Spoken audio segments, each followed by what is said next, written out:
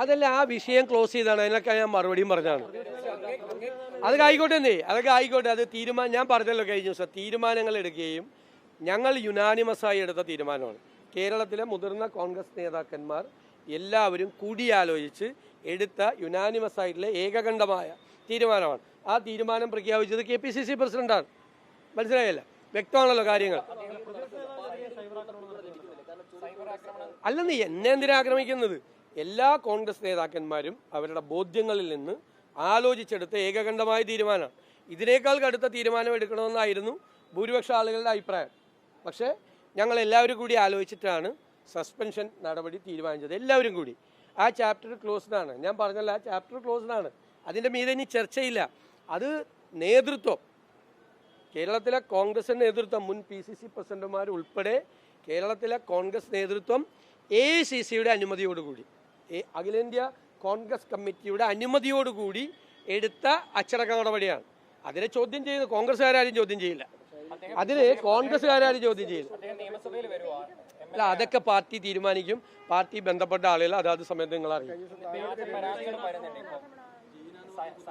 അല്ല, അതിനൊന്നും ഞാൻ മറുപടി പറയേണ്ട ആവശ്യമില്ലല്ലോ. വ്യാജമാണെന്ന് നിങ്ങൾ തന്നെ പറയല്ലേ.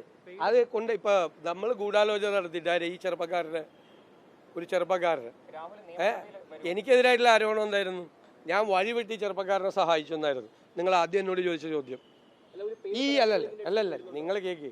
ഈ ആരോപണം വന്ന ആദ്യത്തെ ദിവസം മാധ്യമങ്ങൾ എന്നോട് ചോദിച്ചത് നിങ്ങളല്ലേ ഈ ചെറുപ്പക്കാരനെ വഴിവിട്ട് വളർത്തിയെന്നാണ് ചോദിച്ചത്. എന്നോട് ചോദിച്ചൊരു ചോദ്യം അല്ലേ? ഇപ്പോഴത്തെ ചോദ്യം എന്താ? ഈ ചെറുപ്പക്കാരനെ തകർക്കാൻ വേണ്ടി ഗൂഢാലോചന നടത്തി ഞാൻ. രണ്ടുപേരാൾക്ക് ചെയ്യാൻ പറ്റുമോ? അല്ല, അത് ഒരു യൂത്ത് കോൺഗ്രസ് പ്രവർത്തകയല്ല. നിങ്ങൾക്ക് അറിയാലോ അതൊന്നും അല്ലെന്ന്.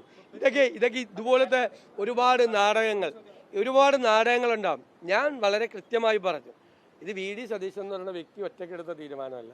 കേരളത്തിലെ കോൺഗ്രസ് നേതൃത്വം കൂടിയാലോചനകൾക്ക് ശേഷം എടുത്തൊരു തീരുമാനം, അഖിലേന്ത്യാ കോൺഗ്രസ് കമ്മിറ്റിയുടെ അംഗീകാരത്തോടുകൂടി കേരളത്തിലെ KPCC പ്രസിഡന്റ് ഡിക്ലെയർ ചെയ്ത ഒരു നടപടിയാണ്. അതിനെ കോൺഗ്രസ്സുകാരും ചോദ്യം ചെയ്യില്ല.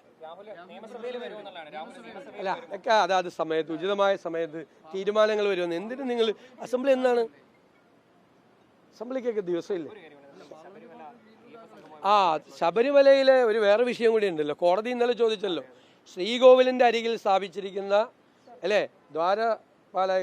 പാലികയുടെ അതുമേൽ മൂടി പതിച്ചിരിക്കുന്ന സ്വർണം ആരും അറിയാതെ, കോടതിയെ പോലും അറിയിക്കാതെ, കോടതിയുടെ നിയന്ത്രണത്തിലാണ് ശബരിമലയിലെ നടപടികൾ, കോടതിയെ പോലും അറിയിക്കാതെ ചെന്നൈയിലേക്ക് കൊടുത്തുവിട്ടു. 40 വർഷത്തെ വാറണ്ടി ഉണ്ടായിരുന്ന സംഭവം 6 കൊല്ലം കഴിഞ്ഞപ്പോൾ ചീത്തയായി. എന്തെല്ലാം ദുരൂഹതകളാണ് അവിടെ നടക്കുന്നത്, ശബരിമലയിൽ നടക്കുന്നത്, എന്തെല്ലാം ദുരൂഹതകളാണ് നടക്കുന്നത്. പിന്നെ ശബരിമലയിലെ അയ്യപ്പ സംഗമത്തിന് ഞങ്ങൾ ചോദിച്ച ചോദ്യത്തിന് ഇതുവരെ ഒരാളും മറുപടി പറഞ്ഞിട്ടില്ലല്ലോ. ആചാര ലംഘനത്തിനെ പിന്തുണയ്ക്കുന്ന സുപ്രീം കോടതിയിലെ കേരള സർക്കാരിൻ്റെ അഫിഡവിറ്റ്, സത്യവാങ്മൂലം നിങ്ങൾ പിൻവലിക്കുമോ?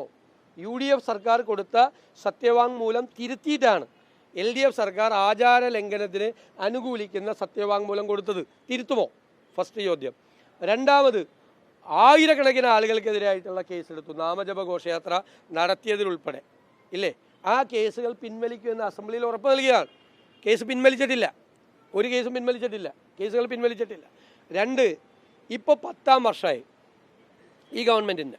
10ാമത്തെ വർഷത്തിൻ്റെ ഇലക്ഷൻ്റെ സായാഹ്നത്തിൽ ശബരിമലയിലെ മാസ്റ്റർ പ്ലാൻ എങ്ങനെയുണ്ട്? അതിനു മുമ്പ് UDF ഗവൺമെൻറ് 112 ഏക്കർ വനഭൂമി ഒരുപാട് നടപടിക്രമങ്ങളിലൂടെ വാങ്ങിച്ചെടുത്തു വികസനത്തിന് വേണ്ടി. അതിന് പകരം വനം വകുപ്പിന് 112 ഏക്കർ സ്ഥലം ഇടുക്കി ജില്ലയിൽ കൊടുത്തു. എന്നിട്ട് അവിടെ ഡെവലപ്മെൻറ്റ് ആക്ടിവിറ്റീസ് തുടങ്ങി. ഈ ഗവൺമെൻറ് വന്നതിന് ശേഷം ശബരിമലയിൽ ഒരുവിധ വികസന പ്രവർത്തനവും നടത്തിയിട്ടില്ല. 9 കൊല്ലം കഴിഞ്ഞു. എന്നിട്ട് 10ാമത്തെ കൊല്ലത്ത് തെരഞ്ഞെടുപ്പിൻ്റെ സായാഹ്നത്തിൽ മാസ്റ്റർ പ്ലാനും വികസന പ്രവർത്തനം എന്ന് പറഞ്ഞ് ഇറങ്ങുന്നത് ആരെ കളിപ്പിക്കാനാണ്? അയ്യപ്പന്മാരെ കളിപ്പിക്കാനാണ്. അയ്യപ്പ ഭക്തരെ കബളിപ്പിക്കാനാണ്. 10ാമത്തെ കൊല്ലം ഇലക്ഷന് തൊട്ട് മുമ്പ് തത്വമസിയെക്കുറിച്ചുള്ള ഒരു ബോധ്യം ഉണ്ടാകണം എങ്കിൽ, നേരത്തെ പറഞ്ഞതുപോലെ പയ്യന്നൂരെ ജ്യോതിഷം വല്ലതും പറഞ്ഞിട്ടാണോ എന്നുകൂടി നമുക്കൊന്ന് അന്വേഷിക്കണം. ഒന്നും പറയുന്നില്ലല്ലോ, അവരൊന്നും പറയുന്നില്ല. പണം എവിടെ നിന്നാണ് പിരിക്കുന്നത്? സർക്കാരിൻ്റെ പണമല്ലെന്ന് പറയുന്നു. പണം എവിടെ നിന്നാണ് പിരിക്കുന്നത്? ഇപ്പം നവകേരള സദസ്സിൻ്റെ കണക്ക് ഇതുവരെ വെച്ചിട്ടില്ല. നവകേരള സദസ്സിൻ്റെ ഇതിപ്പോൾ ഇവിടെ അർബൻ കോൺക്ലേവ് നടക്കാൻ പോവാണ്. അർബൻ കോൺക്ലേവിന് 10 ലക്ഷം രൂപ വെച്ചിട്ടാണ് മറ്റേ മുനിസിപ്പാലിറ്റികളിൽ നിന്ന് കോർപ്പറേഷനുകളിൽ നിന്നൊക്കെ പൈസ മേടിക്കുന്നത്. കേരളത്തിൽ എത്ര കോടി രൂപ വേണം അത് നടക്കാൻ വേണ്ടിയിട്ട്? എല്ലാത്തിനും പണപ്പിരിവാണ്, എല്ലാത്തിനും പണപ്പിരിവ്. വികസന സദസ്സിന് പണപ്പിരിവ്. നവകേരള സദസ്സിൻ്റെ പിരിച്ചേറ്റ പണം ഇതുവരെ കണക്ക് കാണിച്ചിട്ടില്ല. ഇതുവരെ അയ്യപ്പ സംഗമത്തിൻ്റെ പിരിവ് വേറെ പിരിവ്. ഒരു പിരിവ് സംഘം തന്നെ പ്രവർത്തിക്കുന്നുണ്ട് തിരുവനന്തപുരത്ത്.